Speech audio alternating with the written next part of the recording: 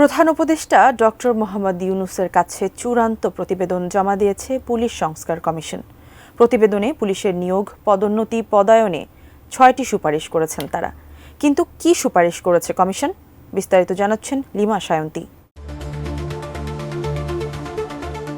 Police সার্ভিসের police super ও ভারপ্রাপ্ত কর্মকর্তা পদায়নের জন্য ফিড লিস্ট প্রস্তুত করে নিয়মিত বিরতিতে হালনাগাদ করে পদায়ন সহ ৬টি সুপারিশ করেছে বাংলাদেশ পুলিশ কমিশন। কমিশনের সুপারিশে বলা হয়েছে, পুলিশ সার্ভিসের পুলিশ সুপার ভারপ্রাপ্ত কর্মকর্তা পদায়নের জন্য ফিড লিস্ট প্রস্তুত করে নিয়মিত বিরতিতে হালনাগাদ করতে হবে। হালনাগাদকৃত তালিকা থেকে পুলিশ সুপার ও ভারপ্রাপ্ত কর্মকর্তা, দায়িত্বপ্রাপ্ত কর্মকর্তা পদায়ন করবেন। কমিশনের সুপারিশে আরও বলা হয়েছে, সিআইডি, সাইবার অপরাধ, বায়োমেট্রিক আইডেন্টিফিকেশন, ফিঙ্গারপ্রিন্ট ইত্যাদি স্ব বিভাগের ভেতরে সংশ্লিষ্ট পদে পদায়ন করতে হবে। সিভিল সার্ভিস পরীক্ষায় পুলিশ বিভাগে সুপারিশকৃত বা আগ্রহী প্রার্থীদের জন্য আলাদা স্বাস্থ্য পরীক্ষা চালু করা যেতে পারে বলেও উল্লেখ আছে। ডিজাইন, এলিগেন্স, বিউটি, সেরা পণ্য সবার জন্য জেভিকো।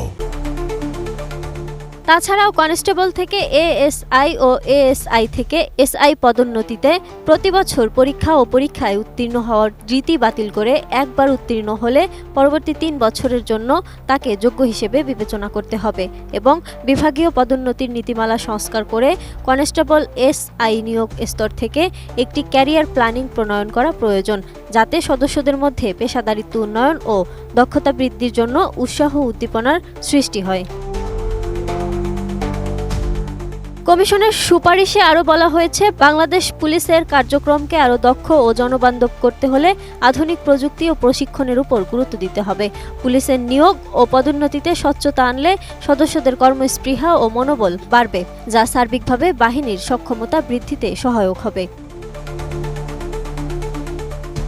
সংস্কার কমিশনের প্রতিবেদনে পুলিশের যথাযথ প্রশিক্ষণের কথাও তুলে ধরা হয়েছে, কেননা কর্মস্থলে গতিশীলতা আনতে নতুন নিয়োগের পাশাপাশি পদোন্নতি, পদায়ন ও প্রশিক্ষণের বিষয়টি বেশ গুরুত্বপূর্ণ।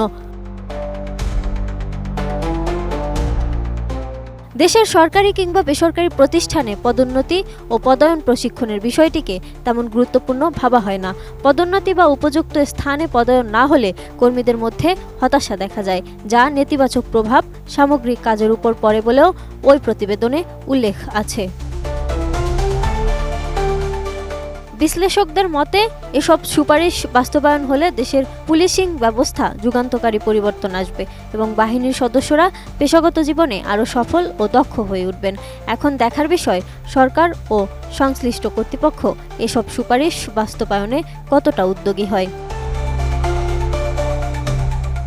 Lima Sayanti, desk report, ATN news.